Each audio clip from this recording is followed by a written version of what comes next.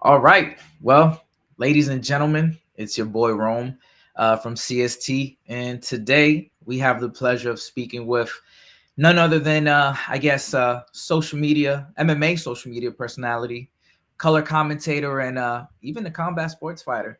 We got Bane Davis, y'all. How you doing, man? I'm fantastic, brother. How are you? I'm doing good, man. Can't complain. We're getting to the finish line for 2024, so it's good. Um, Yeah. it's a big year, just in general, just how things played out. I guess I won't ask you any cliches. I know this question might be cliche, just because we are wrapping up the year. Yeah. But I guess just a reflection from 2024. We'll get into all of that stuff, but just overall reflection of 2024.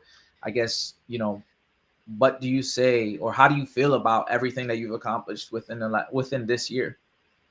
On a macro scale, good question. How do you reflect on it? It was a long year. I was able to, I'd say, check a lot of boxes, do things continually that were unexpected, unprecedented, and overall was pleased with everything that came across the table and all the opportunities I got to take advantage of, right? Karate Combat, continuing to work with UFC Fight Pass. This was the first year that I was working with DAZN. January was the first X series that I'd participated in as on-air talent. So this year, really just digging my claws into that crossover combat scene and doing as many shows as possible. Fight Circus, CFL, a lot of random smaller things that I got to see. And, the fights, right? Getting my first win was exciting. And then immediately getting my ass kicked again was fantastic. Hey, man. So, you know, it's Ebbs an and interesting flows, one. right?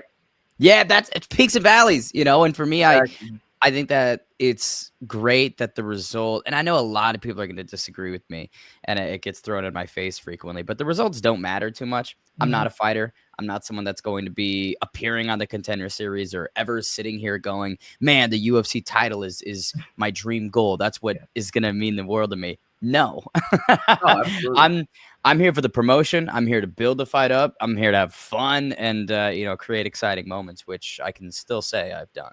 Right, right. And I think with that, right, the barometer of success is different for everyone, Mhm. right? Like, for example, you've had these fights and maybe you haven't won all of them, but that's big that you were on big promotion. It's not like you were on some rinky dink promotion. You weren't doing anything on the local scene. So Yeah. I think just for perspective on my end, win or lose, I think, you've come out the winner. You know what That's I mean? yeah, like how I always view it is, am I playing with house money or not? And with Exactly. pretty much every single fight that I've had, I've played with house money. The result doesn't matter. Exactly. The CFFC one in May last year was, hey, I have not grappled in 6 years, and this is a guy that's an ADCC level qualifier. Mhm. We already know what the result's going to be, right? So that makes it less important. That allows me the freedom of winning regardless. The Yeah. same thing with Gabe, a kid who's Anderson Silva's son, has Right. 26 years of training. Do we really think I'm going to win? No. So that means it can be a lot more fun. Honestly, the only one, the BKFC one, it's fucking bare knuckle, right? That was, I'd say, a very competitive fight on paper, very 50-50. Didn't turn out that way in the ring. But the bare knuckle X factor of it, to me, almost absolves Oscar and I from the result. Like the fact Right. that we're doing BKFC of all things makes it crazy. The only one that I really had a lot to lose was the Karate Combat one, Mhm. Most Wanted. If I lost to that kid, then there's genuinely no way I could show my face ever again. So that was, I'd say, the only one I've had to really, put on a show. Yeah, I guess that'll be your redemption story, if you will, right? Yeah. Well, I guess I don't want my redemption to be on a 5'2" midget that I plucked out of obscurity. That's fair. That's fair. um, I'd take what I can get, right? Yeah, that is fair. I mean, that's why I took the win. That's why I called him when we needed an Exactly, man. opponent. Exactly. No, he's a good kid, and that was a fun fight. He had a couple nice licks in there, but was very, very confident heading into it. And I mean, in terms of redemption, right? I didn't really feel too redeemed, as I've never really felt like I had to.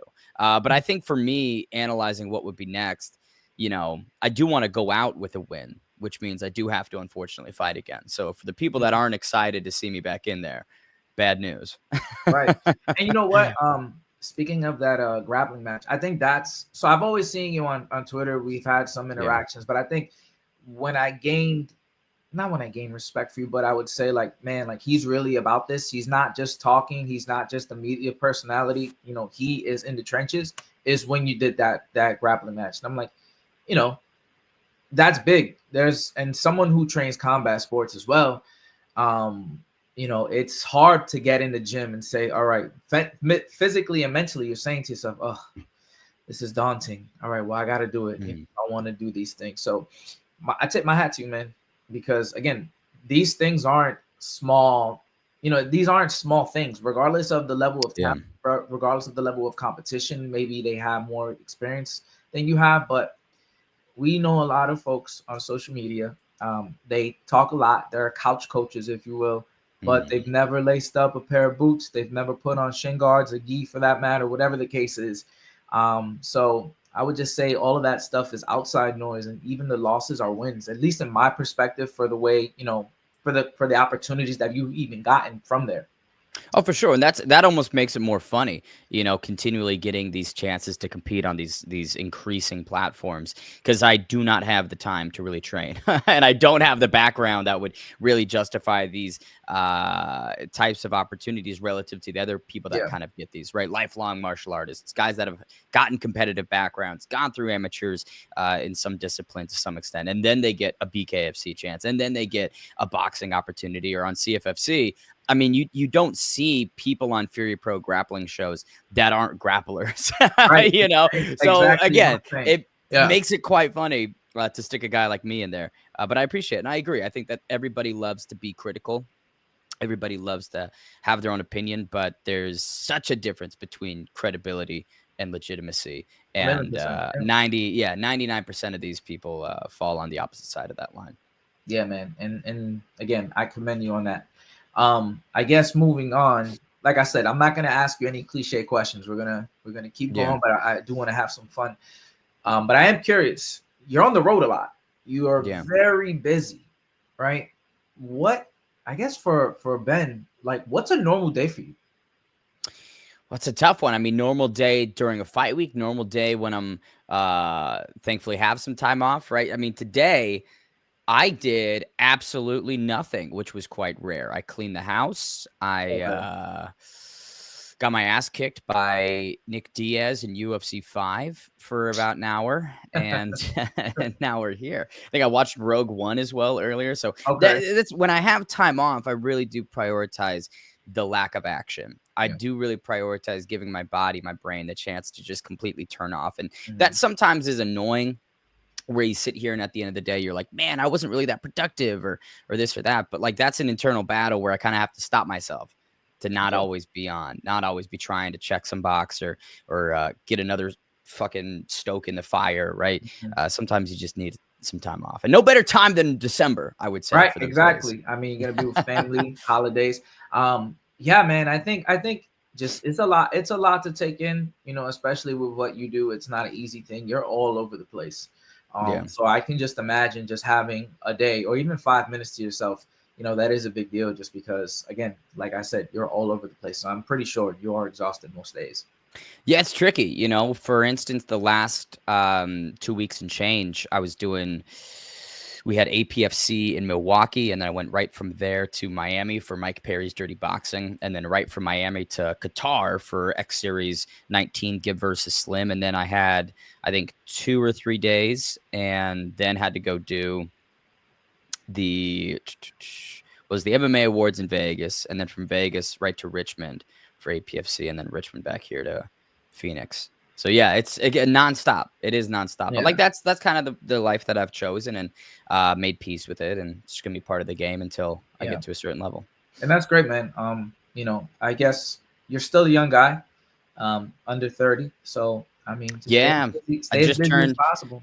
Just turned 16 years old, so we're getting the driver's license this year. It's going to be really exciting to hit the road, you know?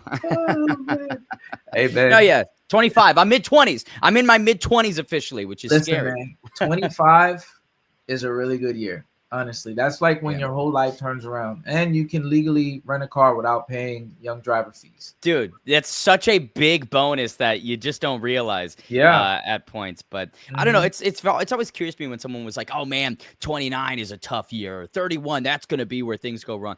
Every year is a great year. Yeah. Every year can be a great year. There's no stigma. There's no connotation with specific numbers. The way You know.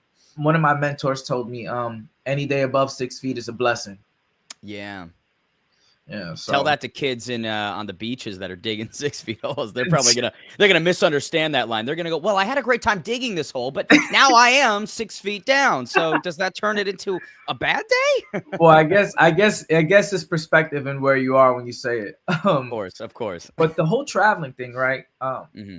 I've thought about it so many, like, because of all the traveling you said you did in just this short Yeah. matter of time. How, like, is that must be costly? Are you covering that? Are the promotions covering that? How does that even work? Yeah, I think that with this career and a lot of sports broadcasting, the organizations will cover or at most compensate and reimburse you afterwards Okay. for any travel fees, any hotels. So that's the way I've been able to do it, man. I mean, if I had to cover all of the expenses, um, you know, even getting reimbursed makes it difficult. If I had to, if someone was like, "Hey, man, we want you to come do this, but you're gonna have to pay for the hotel, you have to pay for the flight," I'm gonna tell them no. Yeah. I mean, Sorry, I I'm just mean, not gonna do that. Yeah, it's because it's stupid. I mean, it's you're essentially expensive, right. You're and essentially for be working me, for free.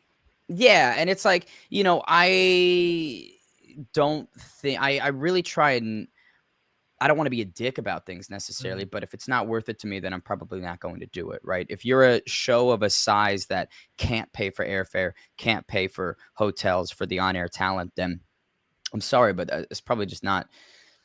I mean, you can find someone else. Yeah. No, You can find absolutely. someone local that can drive to that Yeah. event. There's no Yeah. point even bringing me in at that point. Hmm. Um, but it And depends. I've done a couple favors, right? yeah. My boy AT, right? He's running Creator Fight League.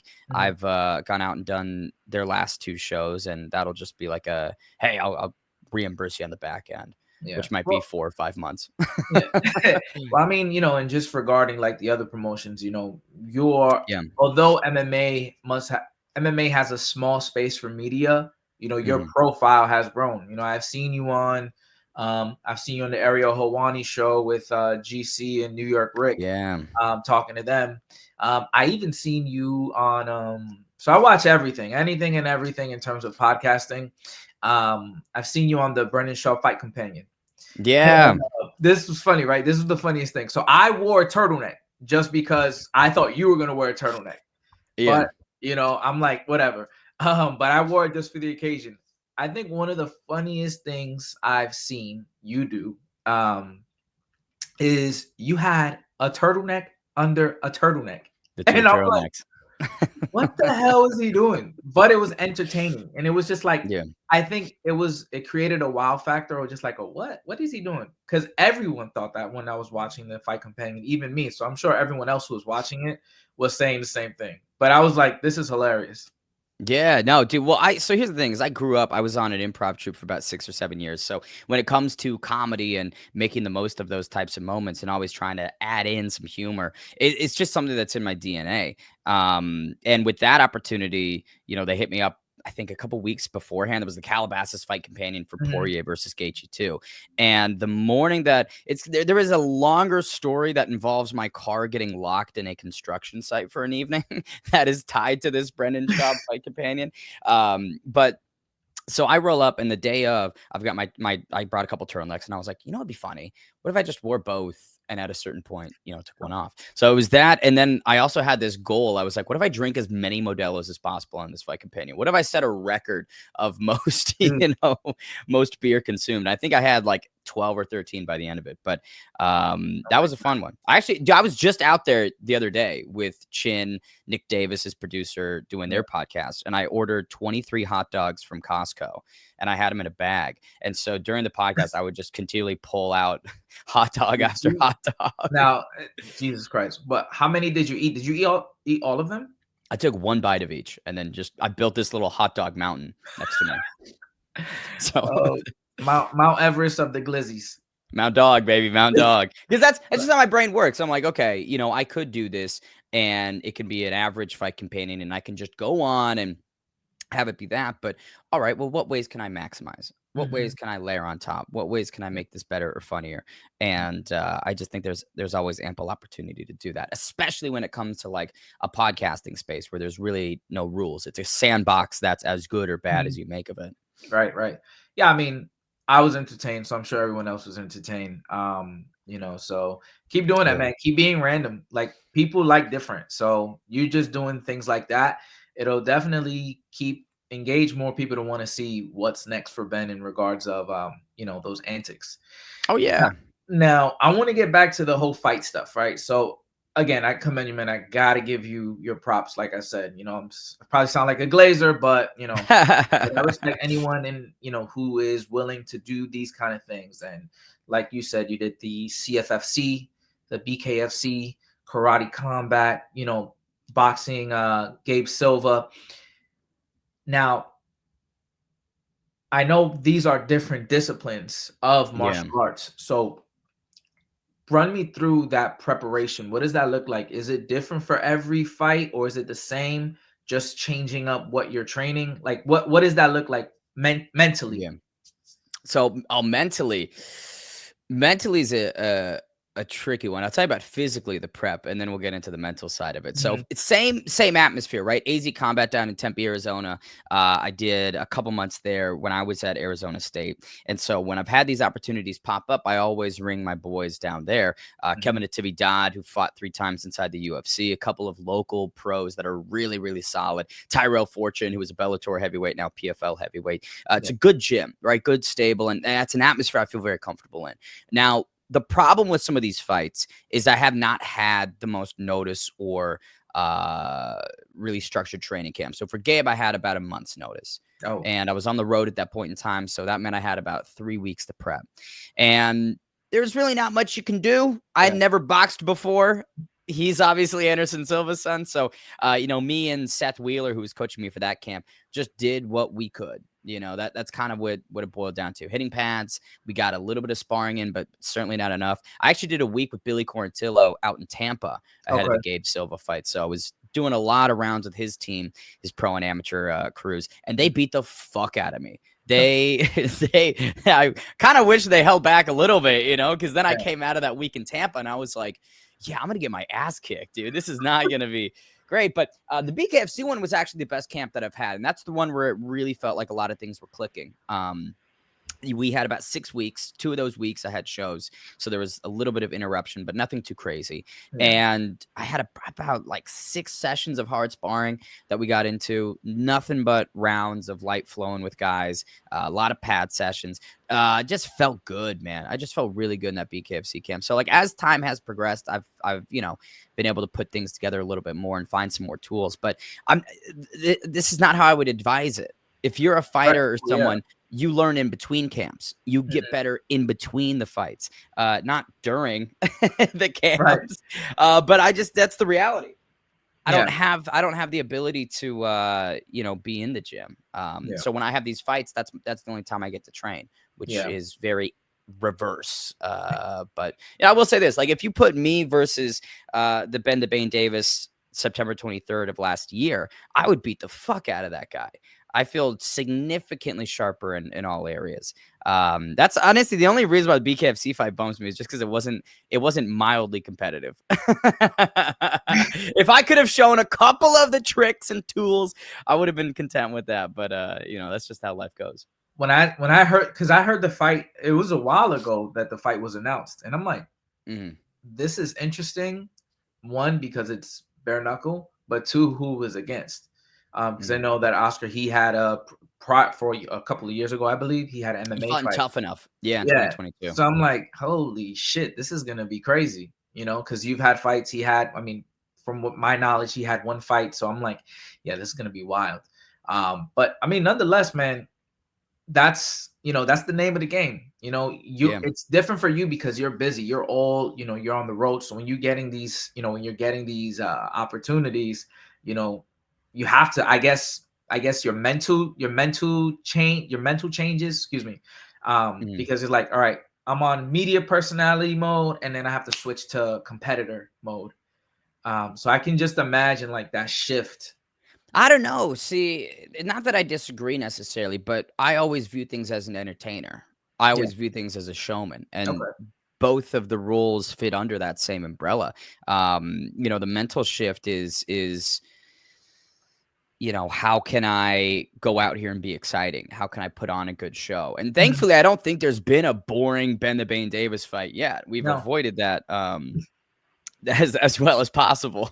But that's really where my mindset's at. I really don't let the anxiety or stress of it get to me. And that kind of was challenged in Spain. The BKFC one was very stressful. That was very anxiety inducing because there was such a real capacity for me getting hurt. There was such a Mhm. real capacity of me getting cut up, lacerated, broken nose. And Mhm. that was that was one thing that I didn't really think about when I signed on to it. I Mhm. didn't really consider all of the downsides of it. And truthfully was so confident I was going to win that I just didn't see a world in which I would be seriously injured. Yeah. And on fight night, the day before fight night, actually, it's the first time that I've had a hard time sleeping. I had no issues sleeping for the CFFC one, for the Gabe Silva fight in Misfits, for the Karate Combat one. No problems at all. Wake up, ready to go, energized, and just full of fun. BKFC fight week, yeah, that day before the fight was tricky. I mean, So I don't know. yeah. I mean, you're fighting with no gloves on. Yeah. Like you said, all of those implications, getting injured, like you said, breaking your nose, all of that stuff. So I can just imagine I would be scared shitless myself. So I Yeah. can just imagine how you were even like walking to the ring or even being in the ring. It's kind of like I can only imagine once that bell rings, you're like, well, fuck it. Time to just perform. That's exactly what occurs. I kind of just out of body switched off and you go to work and do what you can. Yeah. I think I was annoyed because there were just some fight day operations that were irregular, I'd say, Mhm. relative to my experience of their promotions that BKFC did that kind of threw me for a loop and was hard locking in as much. And both Oscar and I were in the same boat with that. Like before we walked out, him and I were standing directly next to each other backstage, 5 feet away from me, Oh, which okay. is dumb. Right. That is not how it's supposed to be. There was a couple differences in like, hey, they told us, okay, you're gonna be fighting at this time, and then that changed throughout the evening. So our warm-ups got Yeah. cut short. That's So cool. I think that for me, and I don't want to speak for Oscar necessarily, but I think we were both a little annoyed at the experience, and so we were like, "Fuck it, let's just take it out on each other." Yeah. and I mean, you guys and definitely did. yeah, exactly. Guys Wasn't definitely annoyed after the fact. Yeah, no, look, man, again, that's some crazy shit. I applaud you on that. Yeah. But let's move on, man. Excuse me. So again, another thing that you do is you're a commentator Yep. for definitely different promotions.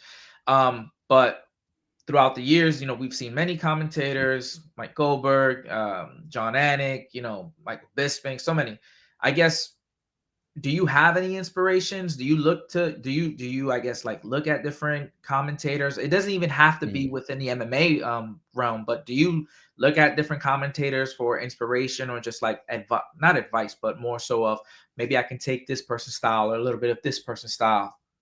I think that there's certainly a level of emulation that is not bad at all. If you're entirely copying someone's flow bar for bar, that's a little bit fucked up. But there's just best practices that I think can be observed, right? I make the analogy, if you want to become a great quarterback, Hmm. why would you not try and replicate what Tom Brady did? You know Right. what I mean? Like there's ways that you can look at it to where someone might say, "Oh, you're just copying," but it's like that's just what's been successful historically in this field. So for Anik, I love his word economy. I love how concise he is. There is not a wasted utterance in 8.5, 9 hours when he's on the call. I just really enjoy the efficiency in Hmm. which he speaks. You know, Goldberg was such a pioneer in combat sports commentary, been with the company for so long that he developed those iconic catchphrases, and I think those were great for the time. I got nothing against lines that you go back to the well on over and over. Yeah. Multiple commentators have that. Goldberg had the "and it is all over." I think Chavello had the "good night, Irene." Ronaldo had some. What was Ronaldo? The big kibosh. Some of them, but like Yeah, so there's many. these Mamma Mia. Mama Mia. Yeah, that was Mars. There's just these established lines that I think create nostalgia for viewers, which isn't bad at all. But the one thing I like about Anik is he does always keep it unique. He does always keep it fresh, and Yeah. there's no pigeonholing that he provides with his play-by-play. So for me, when I do play-by-play, I've avoided trying to fall into those similar traps, because for me, I view it as, if I keep going back to the same line to punctuate a knockout or a fight-ending sequence, that doesn't make them as special as time goes on. Right. It's the same audio line. You wouldn't be able to tell which fight is which if I'm just saying it's all over, it's this or it's that. Right. Like, I think that's one of the things that makes Kamaru Usman's loss to Leon Edwards so special, where Anik's going, that's not the cloth from which he's cut. Headshot, bang, right? Like, Yeah. that's such a great moment and piece of broadcasting. And I'm always in the pursuit of creating types of moments like that. Yeah. I always want to elevate the level of whatever the action is on screen to the best of my ability. I don't care if it's the prelims of an APFC card. I want those people to be able to watch their fights back and understand that I'm providing everything that I have in that moment for them, Mhm. because they've provided everything they have to get to the cage, in Yeah. the fight camps, in the opportunity cost of committing to this versus doing anything else. And it's risky, it's dangerous, it's vulnerable when you're in a cage and someone's trying to knock you Mhm. out. And I, as someone who has been in there and can understand that, it adds to my passion for making that moment as good as possible for those Yeah. competitors. I think that's the principle that a lot of commentating should revolve around, and sometimes that gets lost. Yeah. And for me, that's, I don't know, I'm rambling a little bit, to No, answer no, the you're good, question, man. but You're good. This is all good info to hear because yeah, you don't get to speak to a lot of, I guess, media personalities, if you will. I've watched a lot of amateur promotions to the pro promotions, and that does make a big difference, being able to, one, articulate yourself, two, yeah, creating that moment, right? Because, for example, I personally like seeing the fights on TV rather than in person. I've gone to a lot of events and they're yeah, cool, but you can't listen to John Anik and John Anik or Joe Rogan and Daniel Cormier and go, oh, that creates that moment. That yeah, creates that excitement for me. So a good commentator it really changes the atmosphere, or just the feeling of how a fight is, or like that moment, that how they make you feel. Yeah, you know what I mean? The yeah. Oh, feeling.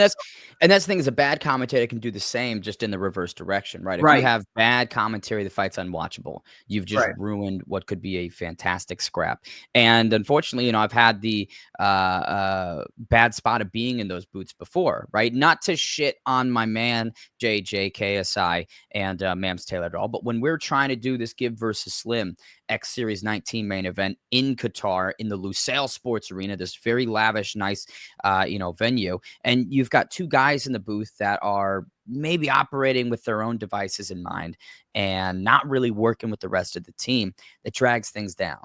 Right. And the thing that I always want to avoid is, maybe you can criticize the lighting. Maybe you can criticize the quality of the fights. Maybe Mhm. you can criticize the refereeing, the judging, but I never want to be part of what's being criticized. I want the broadcast and the commentating and the on-air talent to always be a great standard. At least that's how I try and execute things. So when I am in those spots, Mhm. and it's just kind of well, this is not going to be good. That's what it boils down to, and it wasn't. Right. And just, I guess, going into the commentary, Mhm. you've delved into some unique sports. Not only, I guess, like fighting, but Yeah. two that I can point out was a sumo event Yes, and sir. a bowling promotion. Yeah. How the hell do you even land those kind of jobs? Well, the sumo one came out of nowhere. That one was thrown at my desk from a great friend of mine saying, hey, there's this sumo promotion that's starting up in North America, International Sumo League. They're looking for broadcasters. I recommended you. Had a couple good meetings with the people in charge, and they made the decision to bring me on. So I was the play-by-play for ISL for the events that they had in 2024, and we did some cool ones. We had Prudential Center Mhm. in New Jersey. We had about 5,000 people that came out to Prudential Center. We did Madison Square Garden. We did the Hulu Theater inside MSG, the most iconic sporting venue in the world. I was like, this is crazy to be able to provide commentary from that venue. But yeah, that one came out of nowhere. Had never commentated sumo before. I had never watched sumo. So it was a crazy experience. And the bowling was one that I really sought out. I went after it because I thought it'd be funny. I thought it'd be funny to become a bowling broadcaster. That was really Okay. one of my driving motivations. And then I also recognized that, hey, bowling still gets coverage on ESPN. It still gets coverage on CBS. Those events and those finals are televised, and I wanted to be televised, right? Still do. So for me, I was like, it's a niche sport, so no one's knocking on the door to get into bowling broadcasting. Right. Probably not. That was my assumption. And I actually, in May of last year, flew out to New Jersey and attended a bowling event. I think it was the Players Championship. And they, I messaged them and I was like, hey, would I be able to attend? And they were like, absolutely. So I got like a VIP press pass and it was great. Started meeting some of the, some of the members of the production. Tom Clark, who I think is the PBA's commissioner, had a great little chat with him, was just networking. Because I was like, listen, I'm not going to get these people that are assembled in this building here today, probably not going to get the chance to bump elbows with them in quite some time, if ever again, right? So maximize that. That led to 6 months of playing email tag with Bowl TV, which is the home of pro bowling. And then they brought me out to a summit last year, which was great. Hired me on the spot for play-by-play. And then I did about 8 or 9 bowling shows this year. So 2024, I had about 8 or 9 weeks of bowling, which is, again, is like, it's not something I broadcast ever. It's certainly not something I tweet about that frequently. Right. So people wouldn't know that I've done about a month and a half of bowling this year. And that's what I'm saying. Like, that's so crazy. Like, you did sumo, you did freaking bowling. This is a side of Ben that people don't know. So I think it's good that, you're able to say, I'm jack of all trades, if you will, being able to set yourself in those spaces. Got to be a 5-tool player. I think exactly. In today's age, you need to be able to bring everything to the table. And with bowling and sumo, it provided me this real awesome atmosphere to improve as a broadcaster. Two sports, 2 completely different rule sets that I'm not super familiar with. So acclimating myself to them and learning it to the best of my ability, and then commentating upon it and trying to, again, always maximize the moments and execute the best play-by-play I possess was challenging. I mean, it really challenged me as a broadcaster. I think with a lot of boxing or mixed martial arts, I could probably waltz in and do a completely serviceable job, even if I didn't know anybody. You know what I mean? Even if I didn't even chat with any of the fighters, whatever else, I have the confidence now that I could probably walk in and do an okay job. With bowling, I mean, even if I prepared for a full fucking week, I would still fuck up tremendously, and it was a crazy experience. It was a very humbling experience because with Bowl TV, right, their platform had chat functionality. So the viewers could type in and you would see exactly what they were saying, which isn't something that we have on Fight Pass. That's not something that you have on ESPN Plus. So it was unique and weird and very troubling for me initially because they fucking hated me. Every viewer on Bowl TV despised me. And there was a number of factors, right? There was a established on-air talent that was leaving for a period of time. And then I come in and it wasn't planned. Right. It's not like I was replacing him, which is what many people assume. That's just unfortunately how the timing worked out on my first show and his last one.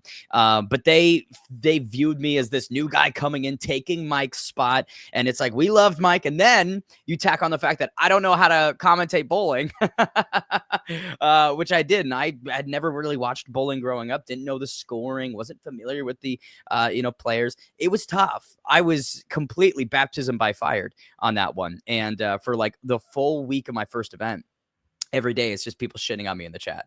It was fucking ridiculous. I think what makes that what sets you apart is that you have those different avenues that you've delved into. So you can get, I'm sure that if you were to get into something else, you'd be able to do a better job just because now you know the preparation. Like, for example, Joe Tessitore, he no longer commentates sports. He's now on WWE Raw every Monday night, and it felt natural. He has that sports feel, but just the way he was able to just shift from sports to pro wrestling, it's a big shift. It's a completely different world. So I think that just helps you moving forward in your next venture, because who knows, maybe you'll get called out to do some pro wrestling events. And, you'll have to learn about that. And just the way you speak and the way you articulate yourself, I think you'll just fit in right away, to be honest. I have that confidence now. That was the other big reason why sumo and bowling were appealing is it was just unfamiliar. So if I could check this box and do it here, then absolutely I can probably stick the landing in any other areas down the line. So it was fun to do those. I don't know how much I think sumo. I think that league unfortunately closed, so I don't think there's going to be any more sumo shows. And then the bowling one scheduling we'll have to see, but I agree. For me, I wanted to prove to myself that I could be more than just a combat sports play-by-play. That's been proven. And so as we move forward, I can look and field other types of opportunities. Because for a while there, I didn't really view myself as more than just an MMA play-by-play. In fact, I think on my fucking LinkedIn, the headline was mixed martial arts play-by-play commentator, which is it's a restrictive box to place myself in. You're a commentator. You're a play-by-play commentator. You can apply that everywhere. That skill is just not siloed to combat sports. And I think for me, I always have this imposter syndrome a little bit, right? As someone who majored in finance and has no real traditional background in broadcasting, it always sticks there a little bit. So for me, growing outside of that box of MMA play-by-play commentator, that was really important for me this year. And, you asked at the top, how do I reflect on 2024? I'd say that's one of the biggest takeaways for me. Yeah, man. And again, that's always something that, you look at what you've done and you see, that reflection. Like, that's why I asked you about the reflection of the year, because to see how far you've come, especially from what you did last year to do what you did this year, it's night and day. People see it, good or bad, people see it. So, like I said, I commend you on all the stuff that you do, and I can't wait to see what you do in terms of commentary. Now, moving into more commentary, Fight Circus. That's a wacky promotion. What's that experience like? Because it just, for the lack of a better phrase, it just looks like a whole shit show. It is. And that's like the point. I mean, I think that's one of their big business objectives is to be the craziest show in the world.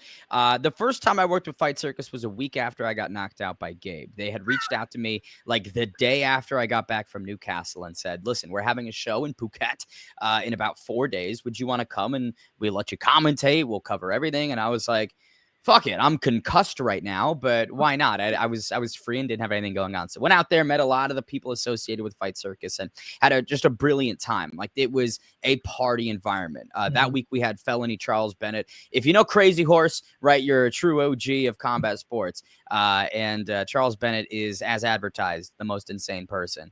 But that was the first show. Then we did one in March, and the March show was very interesting because they had switched everything up tremendously. They brought in a couple Hollywood producers. They wanted to shift the creative direction in an extreme manner. And so being a part of that was really unique because I got to see the version of Fight Circus that was, and then I got to see the version of what they wanted it to be. And having both experiences was really cool, to see this organization develop in real time and seriously take a new direction and commit themselves to a new path. I was just happy to be part of it. So I think there's a couple big things coming in March for Fight Circus in Vegas. So I can't spoil anything, but you better be up in Vegas later in March. We'll definitely be looking forward to that. It's a funny question, I guess. It's a random one, but yeah. I think I may know the answer, but would you ever consider maybe taking on like a fight with Blobtang? So what's funny is I think that was floated at me. They were like, well, you want to get into Blobtang? I was like, no, he's fucking huge. That guy's a monster. Literally smoking cigarettes in between rounds and then just this almost abominable snowman like power that he possesses. It's like crazy. Yeah, and it looks like just even guys who hit him hard, it's just like, oh, whatever. It's like it's just like a pillow hitting his face. So, I did say they were like, okay, well, what would you want to do? And I was like, can I fight 3 midgets? You give me 3 midgets, I think that'd be pretty competitive matchmaking. I think that's fair on paper, and I think that'd be a fun experience. I guess you'll be able to call it. You'll be able to say you guys had a little tussle. Yeah, it was a minor conflict. So let me move forward here. So your charisma, right? You mentioned the confidence and the charisma. Now, growing up, did you watch any pro wrestling at all? I did. I was a big pro wrestling fan in middle school. Never watched like Raw or SmackDown on a weekly basis, but I always found myself being sucked into the YouTube rabbit holes Mhm. of prior matches, past feuds. I did love the characters, right? I loved the ability that these guys could just pump up a crowd of 17,000 and become larger than life. Mhm. That was something that, as I was, involved in theater growing up, always was looking to emulate. How can I add these types of edges? How can I become and embody this script to make it more than it is? Mhm. So yeah, I loved pro wrestling when I was younger. I had a whole character, a whole finishing move planned out, and then puberty told me, nope, you're not going to become anything. Now here, right? So this is why I ask. Mhm. So I saw the press conference when you were gonna fight Gabe, and Yeah. you cut an interesting promo. You caught an interesting promo, and it if I'm correct, I quote, it goes, I've been wrestling jaguars, I've been shaving the hairs of grizzly bears, I've been stomping spiders, annihilating ants. September 23rd, Gabe Silva has no chance. Now, Yeah. was that rehearsed or did you just shoot from the hip? That was the only rehearsed line that I brought into that press conference. It was a play on one of Muhammad Ali's prior Yeah. retorts to one of his opponents. I was like, that'll be perfect. And then it just flopped horribly. I mean, it gave me Chael Sonnen vibes. So I know that's a Muhammad Ali reference, but it gave me that Chael Sonnen vibe. He Mhm. would just be like, he would just not give a fuck and he would just say whatever. Hold And that bars. gave me that vibe, and that's why I asked about the pro wrestling, because that was you came off like like a pro wrestler. You came off, you gave me that vibe. Chael Sonnen had that vibe as well, but you did give me that vibe. That's why I asked if you grew up watching that pro wrestling. But it makes a lot of sense, that you watched it, you're a commentator, and you did not acting, but improv growing up. So Yeah. yeah, yeah. Improv and acting, did it all. I mean, Oh, shit. well, yeah, yeah. Number of community theater high school productions, and then the experience with the troupe.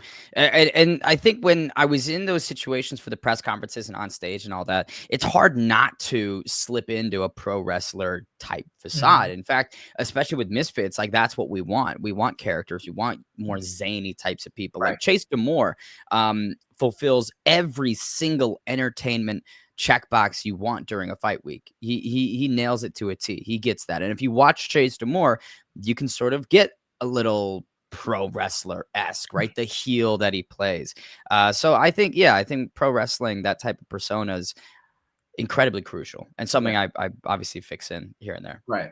Would you have you been contacted at all for any acting opportunities since you started all of this? So what's really funny is I am in an indie film, and thankfully I was not listed on the cast or the IMDb because I got into an argument with the the directors and Oh whatnot. my god. Uh, But I was in this, oh gosh, it was called, I think, Hazel and Grace or Amber and Grace or something. It was this movie about sex trafficking, Oh, and this okay. girl like gets trafficked and then rehabilitates at this horse therapy ranch. The craziest plot of all time. And they were like, Ben, we've had someone drop out. We need someone to fill the part. We know that you have done acting. Can you step in? And I was like, okay, great. Well, which part? And they're like, the sex trafficker. And and so if you find that film and rent it for $2.99 on Amazon, then you get to see. I think I was like 17 when I did it. I had Jesus hair Christ. down to my shoulders. You get to see my one and only acting credit. Out of all things you could have been. You're a Exactly. Yes. You guys, I was like, why are you guys reaching out to me to be the sex trafficker? Like, that's not, that doesn't make me Jesus feel good Christ. about myself. Yeah, I mean, hey man, at least you did it. You acted in it. Yeah. You're in a film, but I mean, it's not the best. It's not the role that anyone would to be, but you did it. Yeah. And that's like, um, I've considered maybe trying to explore more screen opportunities. But the thing with acting that's a bit annoying is you're on set all fucking day. right. And that could just seriously annoy the fuck out of me. If I've got like a 2-minute scene, but I'm there for 14 hours Yeah. or worse, right? You're there for a whole week on location. And I don't know. This is why I always preferred the stage, is because you get this immediate injection of the audience being in front of you, and a human reaction to what you're saying in real time. That is, to me, way more preferential Yeah. than screen acting. Yeah. That makes sense. So correct me if I'm wrong, but Mhm. you got into MMA relatively, it was not too long ago. It was around Connor's peak, right? Am I right? Okay, cool. So a lot of fans did as well. That's why MMA grew so much, and not everyone can say, "Hey, I've met and shared a moment with the person who got me into MMA." What was Yeah. that feeling like? How did you feel? I'm sure you've seen so many people, you may not have been starstruck, but what is that feeling like? That I'm like, wow, I'm literally standing right next to the person that let me into this whole world. That's a really good question. I hadn't necessarily thought of it right until just now. And I think the answer is who Connor is, the Connor that I got to share a moment with, isn't the guy that got me into the sport, if that makes sense. Mhm. He's a very different person. And while, yeah, you look at his driver's license, it's Conor McGregor. I think that the guy that had inspired me to really commit to mixed martial arts and become a weekly watcher, walk a mile to a sports bar by myself every Saturday and sit through whatever fight night or pay-per-view was ongoing. That's not who I met in Spain. So I don't know. I think that it was a cool opportunity. What a guy who's done so much and pioneered the sport in significant ways. But, I really, again, yeah, starstruck, don't get starstruck. It's just another human, and thankfully he showed a lot of kindness and a lot of respect. And he said some very nice things, both before and after the fight. But I don't know. I mean, I kind of didn't really allow it to simmer or marinate like I Yeah. don't with much. Yeah, no, I mean, because and then you just finished fighting, so I mean, I can just imagine where your I mind just is. got knocked out. Yeah, like I was, Yeah, I was exactly. So concussed. I'm just like, You can see on camera, like he pulls me over, says something to me. I do not recall whatever the fuck he said to me. There's nothing okay. that he whispered into Oscar Zarai's ears that I've retained. It completely just flew out of my shoulders. Oscar would be the one to ask about that because I've got no clue what All Connor right. was saying. And I mean, nonetheless, man, that's still a moment that no one can take from you. You can't take back. It Mhm. won't be forgotten. You know, so that's dope, man. I'm really like, that's something that I'd like to see. That I've met some fighters, but just being able to like meet like the ones who brought me into the sport, because I've been watching this since I was young. My dad Yeah. used to watch UFC. We had the cable boxes where we'd watch the illegal fights and the pay-per-views. Yeah. So, he put me onto this really, really at a really young age, but I really got into it around Anderson Silva. So even if I were to be able to meet someone like him, that would be crazy. I'll text Gabe and set it up for you. Hey man, I'd be down. Like I've met, um, so I trained with Plinio Cruz. I've met Alex a couple yeah. of times, and it's just like I don't get starstruck, but I'm like, wow, this is pretty cool. But it won't be the same like if I meet like an Anderson Silva for sure. Yeah, and that's, that was what was cool. Connor followed me back on Twitter. He Nice. blocked me for many years, and then unblocked me and followed me. And I DM'd him like immediately after the fight, and I was like, "Hey, thanks, I appreciate everything." And he was like, "No worries, full respect." And so I was like, "Oh, yeah, that's really cool." Conor McGregor follows me on Twitter. And then when obviously the court case was going on, I had changed things. My wiener dog has just entered the room. Okay. Uh, so the court case, I think I tweeted a couple things about it, and he no longer follows me. So we have lost that. Okay. Your idols become your rivals. Wait, maybe Connor's next. I mean, maybe that's where we take this thing. Maybe I got Hey to go man, from Oscar to the boss man. listen, the way the whole landscape of his career is going, anything is possible at this point. Yeah, exactly. I think he'd fight 3 midgets at 12 if he could. I think he'll get to that point. I think we will see Conor McGregor in Fight Circus before it's all said and done. Jesus Christ, I don't know if I want to see that, but it's his life. Yeah. I guess so. I guess this is my last question. So Yeah. MMA. When are we gonna see the Bane Davis mix all of the martial arts? When are we gonna see him in a Mm. cage? That's the ultimate question, the $1 billion question. It's the last thing for me to do, I think, competitively. Again, I'm not really here for the results. I'm here for checking the box. And when you think about disciplines, I have gone on this Thanos type quest, collecting all the Infinity Mhm. Stones, and that's the one that eludes me. So it's something I want to do. It's going to have to be the right opportunity and the right timing. I think for MMA, I would need like 2 months I'd say, to really prep and feel comfortable with the wrestling and whatnot. Because, truthfully, it's just not a strong suit of mine. Anything grappling related, I'm quite weak in. Not that I'm great elsewhere, but if I were to select my weakest attributes, it would be the grappling. So I don't know. And then for me, it'd be on what platform. I'm a guy that is constantly looking to escalate and elevate. I don't want to go backwards. I don't want to regress. To me, that's kind of a white flag of, oh, I hit the ceiling and now I'm coming back down. I never want to experience that. In whatever form my career takes, I want it to be constantly on an upward trajectory. So I've thought about it a lot. And if the UFC or the PFL are interested in me doing an MMA fight, let's make it happen. But those are the only two places that I think would make the most sense. Unless someone throws me an ungodly amount of money, then I don't really care. Right. If I had an opponent for you, yeah, honestly, I think it's easy to even, it's a low hanging fruit. It'd be Dylan Dennis. It's a no brainer.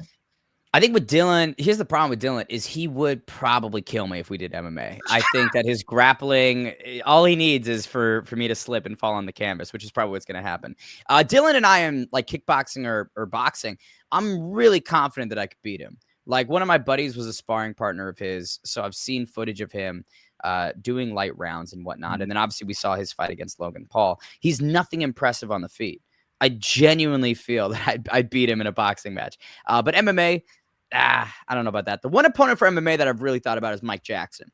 I think Mike the Truth Jackson is the consensus worst UFC fighter of all time. Interesting. And so for me, I look at it and I go, okay, he's like 45, 46 now. So he's aged, and that's better for me. The only thing that would give me some pause is he's got a lot of size on me. And, he does have a lot more experience. But I think in MMA, I could probably beat Mike Jackson. I think you need to get him just because of what he did to CM Punk. Exactly. This is for Punk, man. Right. This is for Punk, and then this is for, Pat Miletich last year beating the shit out of Mike and then getting too tired to continue, and Jackson winning that via DQ. That annoyed me. No. Oh my God. That was brutal. Yeah, dude, Pat dropped him like 3 times. And brutal. For me, I'm just like, how are you getting dropped by a 57-year-old Pat Miletich? And then the way that you won that fight isn't stopping him or, finishing him. It's because, he got too tired from beating your ass. Right. That's, come on. Well, I mean, he's going to take the win regardless. So, but I think actually that's not a bad idea. That's not a bad opponent. Cause you guys, he's also a journalist. So, that's become like, one. Right. So it's kind of like, media personality versus media personality. So I think that'd be a good fight for you.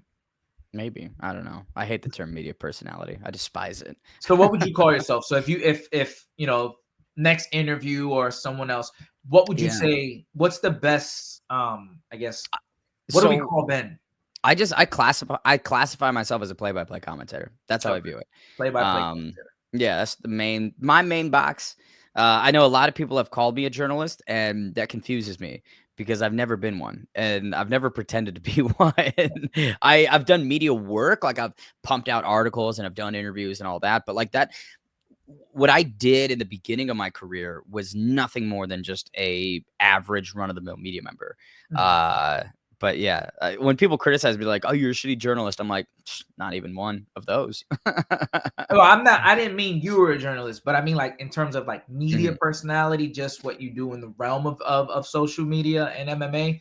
I know he's a journalist, completely different realms, but you know what I mean? It's kind of like not in the same box, but it's same ballpark. I mean, it's all under the same umbrella of content. You guys rub elbows, but you guys are not always going to be in the same rooms.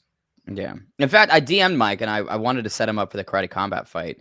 And he had some personal stuff going on and was like, no, I can't do it. And then that's when I reached out to the Most Wanted kid. So honestly, if Mike and I fought in June, he probably would have kicked my ass. So I'm glad that didn't happen.